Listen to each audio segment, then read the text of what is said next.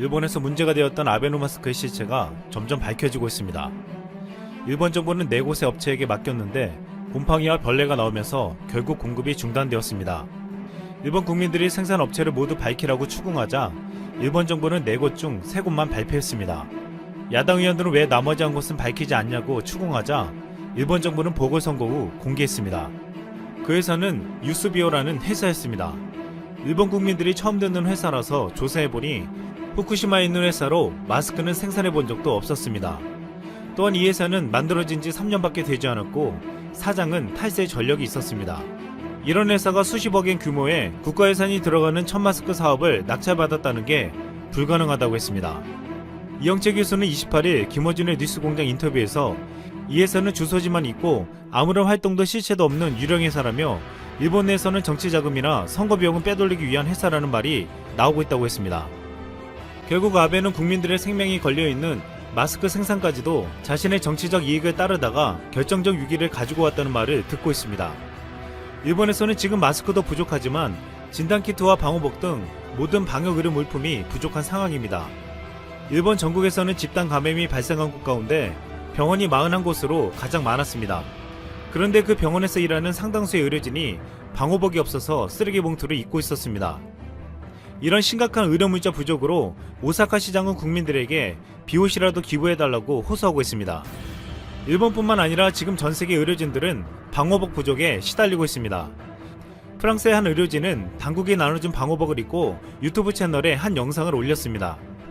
이 영상에서 의료진으로 추측되는 한 남성이 웃을 준비를 하라며 쓰레기 봉투처럼 열면 된다, 소매는 없다고 말하면서 방호복으로 주어진 파란 봉투를 입는 방법을 시연했습니다.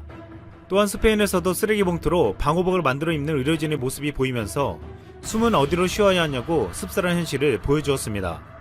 뉴욕의 몬테피레오 메디컬 센터에서도 간호사들이 전쟁을 치르려면 갑옷을 입혀라란 피켓을 들고 나와 시위를 하며 최근 보호복 대신 지급받은 야구당 우비 사진을 트위터에 올렸습니다.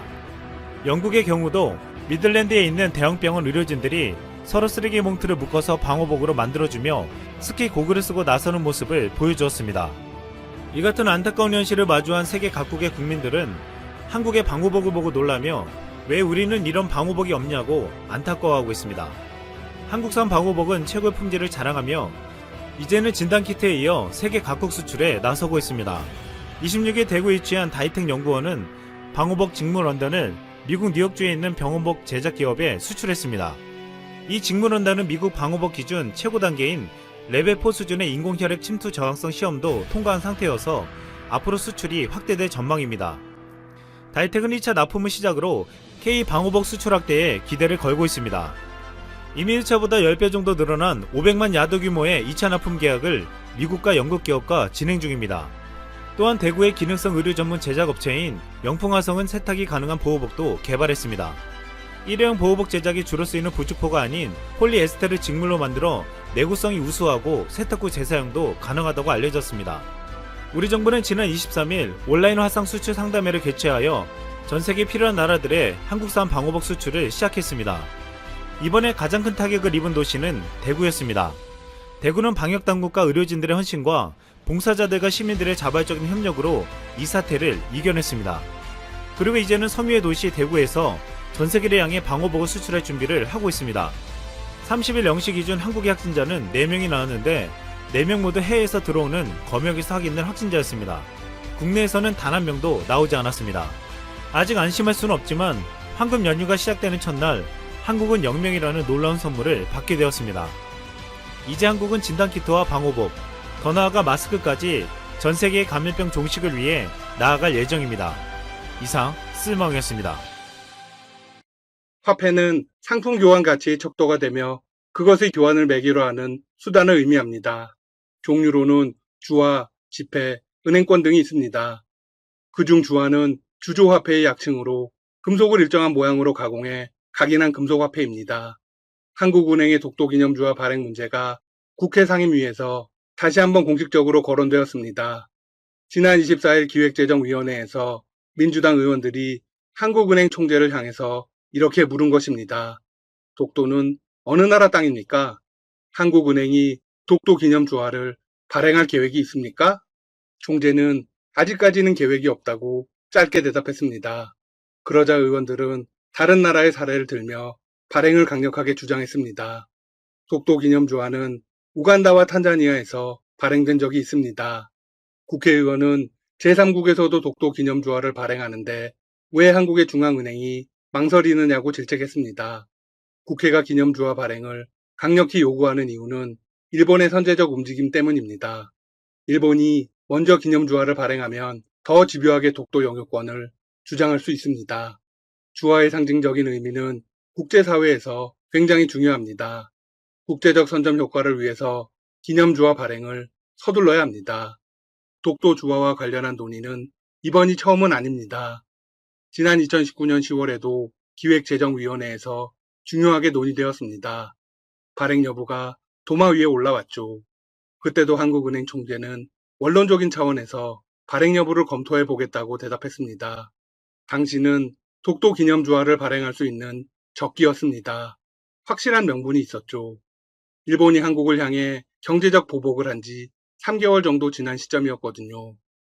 한일 갈등이 극도로 고조되어 있었고 국민들은 자발적인 불매운동을 벌이고 있었습니다. 매년 진행되던 독도 방어 훈련은 동해 영토 수호 훈련으로 확대해 실시했습니다. 일본의 독도 도발도 심각했습니다.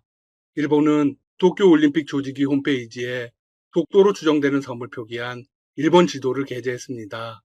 이에 우리 정부가 공식 항의했죠. 독도 주화는 독도에 대한 국민의 관심을 불러일으키고 역사적 상징성도 가질 수 있습니다. 하지만 한국은행 총재는 그때도 쉽게 결정할 수 있는 사안이 아니라고 말하며 한 발 물러났습니다. 도대체 왜 결정을 못 내리는 걸까요? 한국은행 총재는 한국과 일본의 외교적 마찰 심화를 이유로 내세웠습니다. 총재의 답변을 들은 참석 의원들은 수긍하기 어렵다고 항의했습니다. 독도가 엄연히 대한민국 영토인데 일본이 무슨 상관인가? 발행 못할 이유가 없다. 총재에게 다시 한번 강력하게 요구하겠다. 물론 한국은행도 독도 화폐를 절대 발행하지 않겠다는 입장은 아닙니다. 관련해서 이런 입장을 밝혔습니다. 향후 정부기관 등이 범국가적 외교적 입장에서 독도 관련 기념 주화의 발행을 요청하는 경우 발행 사안의 적합성 및 파급 효과 등을 종합적으로 고려해 발행 여부를 검토하도록 하겠다. 네, 정부 차원의 확실한 방향성이 정립되면 진지하게 검토하겠다는 것입니다. 아마도 일본과의 관계가 이런 식으로 이어진다면 곧 결단을 내려야겠죠?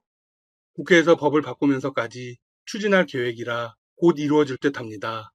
만약 주화가 발행되면 일본은 그야말로 초토화될 것입니다. 국제사회의 확실한 각인을 시키는 거니까요. 관련 내용에 앞서 우간다와 탄자니아 독도 기념 주화 이야기를 잠시 하겠습니다. 이는 한국은행에서 직접 밝힌 것입니다.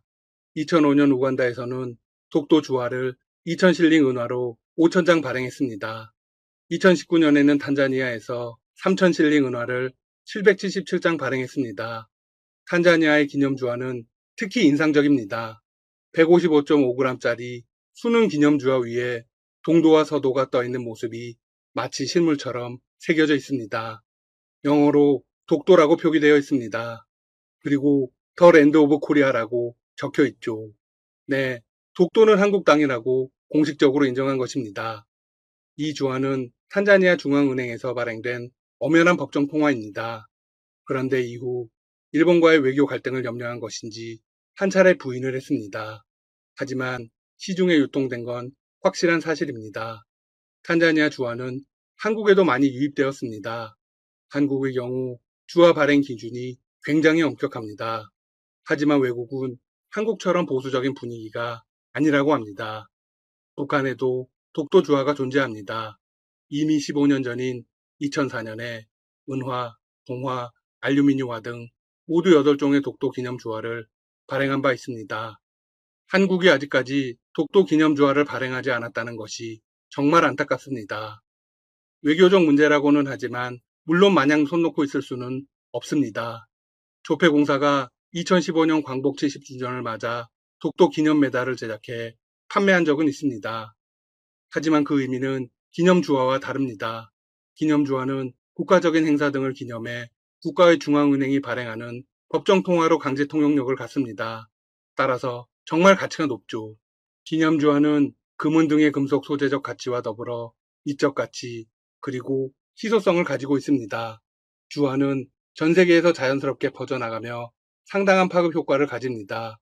앞서 언급했듯 자칫 일본이 먼저 기념주화를 발행하면 국제적인 선정 효과가 우려됩니다. 자연스럽게 독도가 일본 땅인 것처럼 인식될 수 있습니다. 국회는 독도 등 국내외적으로 뜻깊은 지역에 대해 기념주화를 발행할 수 있는 근거를 마련하는 한국은행법 개정안을 발의한 상태입니다. 일본은 방위백서에서 16년째 독도는 일본 땅이라고 억지 주장을 되풀이하고 있습니다. 게다가 독도 상공에서 충돌 발생 시 항공자위대 전투기의 긴급 발진, 이른바 스크램블 가능성을 적시하기도 했죠. 독도 도발은 이제 심각한 수준에 도달했습니다. 한국 정부는 독도의 지배력을 더 강화하고 국제사회의 영유권을 널리 알릴 수 있는 방안을 마련해야 합니다. 기념화폐 발행이 효과적인 방안으로 거론되고 있습니다. 문제는 현행법의 기념화폐 발행 요건입니다. 널리 업적을 기를 필요가 있는 인물이나 국내적으로 뜻깊은 사건 또는 행사, 문화재 등을 기념하기 위한 경우에 한정하고 있습니다. 한국은행은 이 법률을 근거로 기념화폐 발행의 어려움을 호소하고 있습니다. 그런데 한국은행의 해석은 무척 잘못되었습니다. 독도는 문화재의 일종인 천연기념물 제336호로 지정되어 있습니다. 자연유산으로서의 가치와 역사적 상징성으로 볼 때 검토 대상이 되기에 너무나 충분합니다. 독도를 외교적인 문제로 끌고 가지 않으면 해결책은 간단합니다. 국회의원들은 이를 근거로 개정안을 발의한 것입니다. 독도는 국내외적으로 매우 뜻깊은 지역이다. 물론 독도 기념주화가 발행되기 위해서는 여러 고려사항이 있을 겁니다. 하지만 이런저런 이유를 들면서 망설이는 사이 독도 기념주화는 제3국에서 발행되고 있습니다. 이는 일종의 아이러니입니다. 더 이상 일본의 눈치를 봐서도 안 됩니다. 일본은 이미 방위백서를 포함해 교과서에도 독도는 일본 땅이라는 문구를 넣고 있습니다. 대놓고 역사 왜곡을 하고 있죠. 독도 기념주화 발행을 통해 독도가 우리 영토임을 대내외에 공고히 천명하고 독도에 대한 국민들의 영토 수호 의지를 촉발하는 계기로 삼아야 합니다. 독도를 둘러싼 주변국들의 위협이 고조되고 있는 상황에서 독도를 주제로 하는 기념주화 발행은 더 이상 미룰 수 없는 과제입니다. 개정안을 통해 독도가 우리 영토임을 대외적으로 재확인시키고 우리 국민의 영토 수호 의지를 고취시키는 계기가 될 수 있기를 기대합니다. 정부 차원의 적극적인 행보를 기대합니다. 이제 머지않았습니다. 지금까지 닥터시사TV였습니다. 여러분 시청해주셔서 감사합니다. 구독과 좋아요 부탁드립니다.